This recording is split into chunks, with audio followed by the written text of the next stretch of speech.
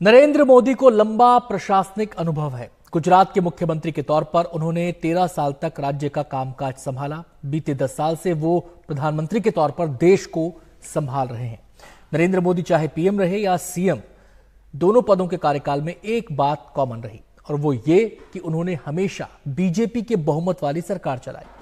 लेकिन ये पहला मौका है जब नरेंद्र मोदी को सहयोगियों के सहारे सरकार चलानी है। ऐसे में उनके संगठन का लंबा अनुभव काम आएगा। बीजेपी में संगठन का काम देखते वक्त उन्हें दूसरे दलों से गठबंधन और तालमेल का अच्छा खासा अनुभव है। इसलिए बीजेपी को लगता है कि पीएम मोदी बड़े आराम से सरकार चलाएंगे। लेकिन नीतीश कुमार और चंद्रबाबू नायडू जैसे पार्टनर्स की कुछ मांगों को मानना सरकार के लिए बहुत आसान नहीं होगा।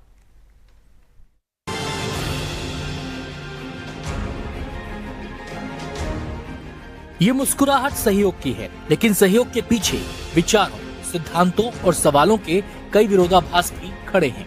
नरेंद्र मोदी के लिए अपने इन दोनों सहयोगियों को साथ लेकर चलने की चुनौती इनके विचारों से ही निकलती है। ऐसे कई मुद्दे हैं जिन पर बीजेपी से नायडू और नीतीश के विचार हरगिज मेल नहीं खाते, लेकिन एनडीए का सबसे अहम पार्टनर होने के नाते इन दोनों नेताओं पर जिम्मेदारी काफी बढ़ गई है।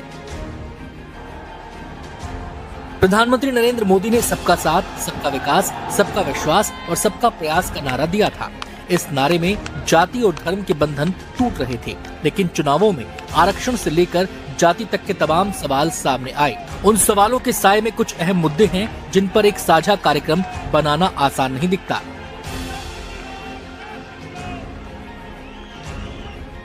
बीजेपी का साफ साफ मानना है कि धर्म के नाम पर आरक्षण नहीं दिया जा सकता, लेकिन चंद्रबाबू नायडू ने मुसलमानों को 4% आरक्षण देने का वादा इसी चुनाव में किया था। उसी तरह मुसलमानों को आरक्षण से नीतीश कुमार को भी गुरेज नहीं है। सीएए और एनआरसी जैसे मुद्दों पर नीतीश कुमार और नायडू के विचार बीजेपी जैसे नहीं हैं। समान नागरिक संहिता पर भी बीजेपी से नीतीश और नायडू सहमत नहीं दिखते। उसी तरह नीतीश कुमार जातिगत जनगणना की मांग लगातार करते रहे हैं। एनडीए की बैठक में सभी घटक दलों ने एक स्वर में नरेंद्र मोदी को अपना नेता मान लिया। इससे इतना तो साफ है कि सरकार चलाने में कोई दिक्कत नहीं आएगी। मोदी जी को पूरी तरह जितनी मेजोरिटी के लिए सांसद लगते हैं, संख्या लगती है, उतनी पूरी हो चुकी है, उससे ज्यादा है।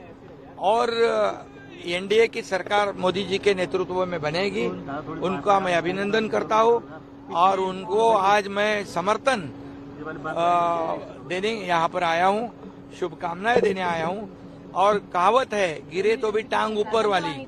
ऐसी बात है, जिनके पास आंकड़े नहीं है, जिनके पास मेजोरिटी नहीं है, वो सरकार बनाने की बात करते हैं। ये तो मुंगेरी लाल के हसीन सपने हैं, ऐसा मैं कहता हूँ।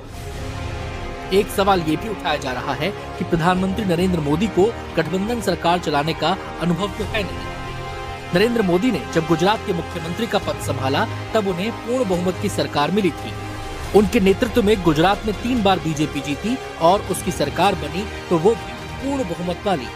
2014 में उनके नेतृत्व में बीजेपी ने लोकसभा का चुनाव जीता, तो भी बीजेपी को बहुमत मिला। उसी तरह 2019 में भी वो बहुमत और भी मजबूत हो गया। लेकिन अब की बार बीजेपी को बहुमत नहीं मिला है। फिर भी बीजेपी सबसे बड़ी पार्टी बनकर तो उभरी ही है और एनडीए के पास तो बहुमत है ही।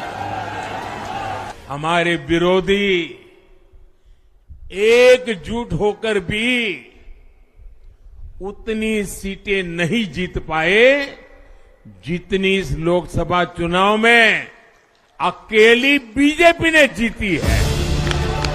नरेंद्र मोदी ने इतना तो साफ कर दिया है कि आर्थिक विकास के लिए बनाए गए अपने रास्ते पर वो आगे चलते रहेंगे। लेकिन गठबंधन की सरकारों में अक्सर ये देखा गया है कि आक्रामक आर्थिक नीतियों की जगह जन कल्याणकारी नीतियां लागू की जाती हैं। हालांकि जानकारों का मानना है कि असली मुद्दा तो विशेष राज्य का दर्जा वाला है, क्योंकि नीतीश हो या नायडू, दोनों ही अपने राज्यों के लिए विशेष राज्य का दर्जा चाहते हैं।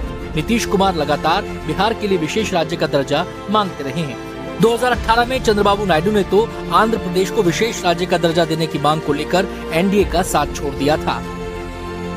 यहाँ तक कि मोदी सरकार में शामिल अपने दोनों मंत्रियों को हटा भी लिया था। इत्तेफाक देखिए, तब भी नायडू की पार्टी के पास 16 ही सांसद थे जितने आज हैं। लेकिन अब की बार बीजेपी के बड़े नेताओं को बेहतर तरीके से तालमेल होने और सरकार चलने की उम्मीद है। तीसरी बार जनता ने मेरे ऊपर विश्वास व्यक्त किया है और फिर से एक बार देश के लिए काम करने का मौका दिया है। निश्चित रूप से इसका उपयोग हमारे देश के विकास के लिए जो भी हो सकता है वो मैं करने की कोशिश करूंगा। और जिस जनता ने मुझे तीसरी बार फिर से विश्वास दिया उसके प्रति मैं बहुत बहुत धन्यवाद दूंगा। एक सवाल ये भी उठ रहा है कि क्या इंडिया ब्लॉक नीतीश कुमार और नायडू को अपनी तरफ खींचने का प्रयास कर रहा है। वैसे गठबंधन का नैतिक धर्म तो यही है कि जब एनडीए का हिस्सा होकर नीतीश और नायडू ने चुनाव लड़ा था तो उन्हें एनडीए में ही होना चाहिए, लेकिन विपक्षी कहने लगे हैं नीतीश तो सबके हैं। विकास भदौरिया के साथ रवीश रंजन शुक्ला की रिपोर्ट।